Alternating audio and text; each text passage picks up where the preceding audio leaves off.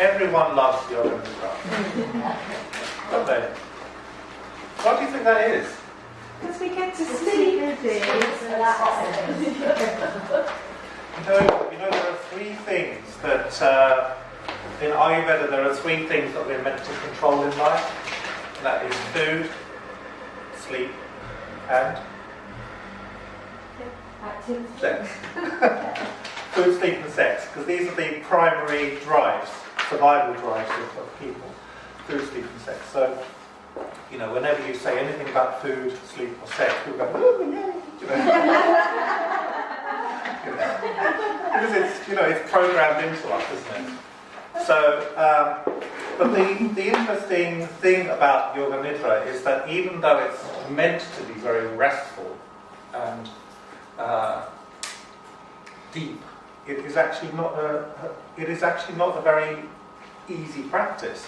It takes a lot. It's like any other yoga. It does take quite a lot of proficiency to really draw the true benefits of Yoga Nidra. People use it in ways that they need to use it, in the sense that they use it to find a state of deeper relaxation, maybe catch up on a bit of sleep, you know, get some kind of deep rest that they don't get in their normal everyday lives. But Yoga Nidra is actually potentially a much deeper practice than just rest. It is potentially a very transformative practice. And the term Yoga Nidra is actually not a term. People assume that it is a term that was invented by Swami Satyananda, but he took the term, an existing term that appeared many, many times before that in various contexts throughout the history of Indian literature. So what I'm going to do first is just give you the key points that were presented by Jason Birch in his recent paper, which you might have received through Tara or me in the past few weeks. He uploaded one on academia. It's an academic paper. So he's done all the work for us, basically. So all I've done is basically put together the key ideas from his research to present to you in slides. So you can go away and look through the slides in your own time. A bit wordy, not too many pictures, but just gives us a chance to have an overview of that historical context for the term. So,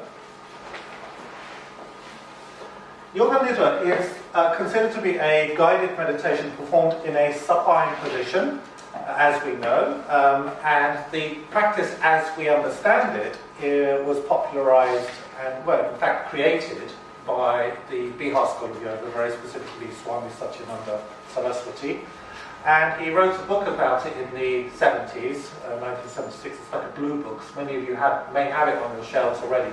It's a very straightforward book, very useful. I think it probably does need updating by now, because there's a lot more clinical evidence around Yoga Nidra, which other schools have picked up on. But the basic tenets of the practice are there, written in that book. So I do highly recommend it. Even if you don't teach the whole practice in your classes, you can get ideas from it, which many of you have done. You've used aspects of Yoga Nidra in your Shavasana, final relaxation practices in your classes and so on. And it's 7 stages of practice, and many of those practices have been kind of cobbled together from various contexts by Satyananda himself. So it's quite useful to know that the term Yoga Nidra did appear in the Buddhist Tantras, and before Hinduism became big, Shaivism was very big in India, and a lot of the Shaiva texts and Buddhist texts did refer to this term. It is also mentioned in the Hatha Yoga and Raja Yoga texts. And it was even considered to be an asana by a 17th century text. I had to give it a bit ago. So, let's go on to the next one. Psychic sleep. So, what does a Yoga Nidra mean? So the point of Yoga Nidra is this, is that even though there is this sense that you're kind of asleep but not asleep, and awake but not awake, it's kind of a state in between the two. And that's why Satyananda refers to it as psychic sleep, because he doesn't really mean you to fall asleep. Now the hardest thing about Yoga Nidra is to try and retain this state just before sleep. So you're not, if you can't relax enough to get to that state, then you're fully awake.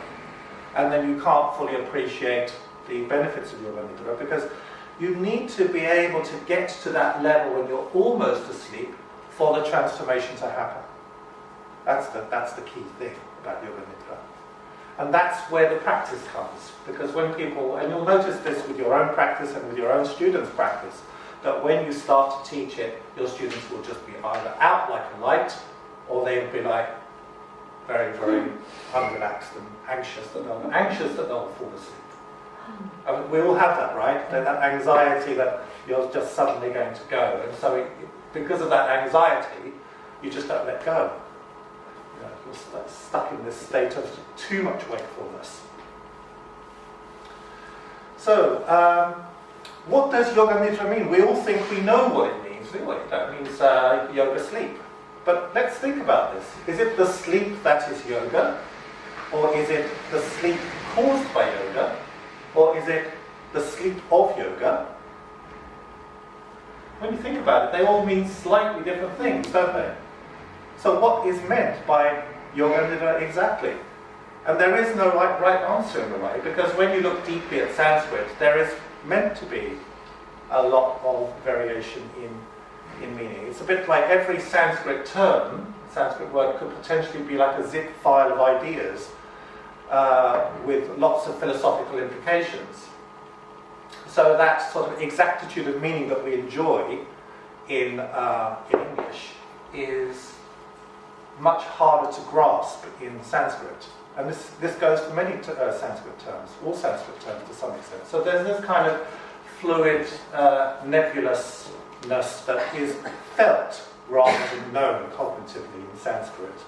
Which is why in Sanskrit, Sanskrit is considered to be a divine language, because the knower of truth is, or the knowing of truth, if you like, is not a cognitive state. It's a feeling. It's an intuitive feeling. It's beyond anything the mind can really know. And so this exactness that we look for, we have to kind of accept, at least cognitively, that it's not possible with Sanskrit terms exactly. Yeah. 7 stages. So here we get to the practical stuff. Now, Swami Satyananda explains that Satyananda Yoga Nidra technique having 7 parts: preparation, resolve, sankalpa, rotation of consciousness, awareness of breath, feelings and sensations, visualization, and repeating the sankalpa, then ending the practice. But let me tell you a story. When I was living in the ashram, the woman next to me, we were doing a Yoga Nidra with very good Swami Kamal was running the ashram at the time, very, very amazing teacher, psychic abilities, quite powerful sort of lady, you know. And her Yoga Nidra was quite mind-blowing. She used to use crystals. She used to say, like, choose a crystal and place it on the chakra that intuitively, you know, you think which is the right one. So you do, and then she takes you through this amazing kind of process, Yoga Nidra, and then you just come out feeling extraordinarily transformed. It's really quite powerful. But then there was a lady next to me who didn't wake up, and I actually thought she must have died. And honestly, that's what I thought. I thought she's dead because she just wasn't breathing or anything, you know. And so then Swami Kamal came up to her, and because she started just very gently touching her, squeezing her. She placed her hand over, because she was a shiatsu therapist as well, so she placed her hand over the hara and just gently played. And then gradually this person slowly came out, and I thought, oh, you know, where am I? She came back, thank God, you know. And apparently when I spoke to her a little bit later, she'd had this kind of out-of-body experience. She'd completely had an out-of-body experience. Her astral body had just gone somewhere, you know, and she was completely detached from her body. So that is something that happens when you've got a very good Yoga Nidra practitioner delivering Yoga Nidra. You know.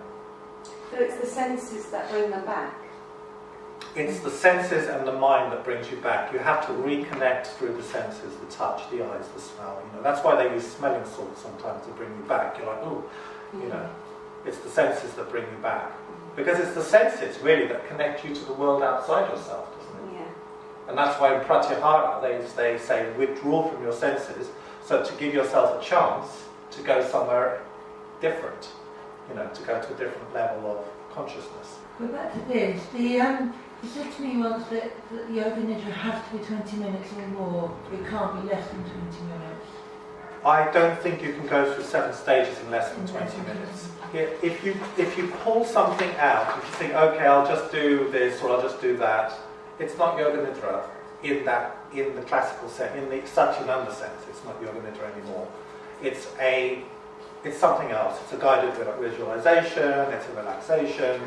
It's some kind of positive affirmation process, but it's not the whole process of Yoga Nidra.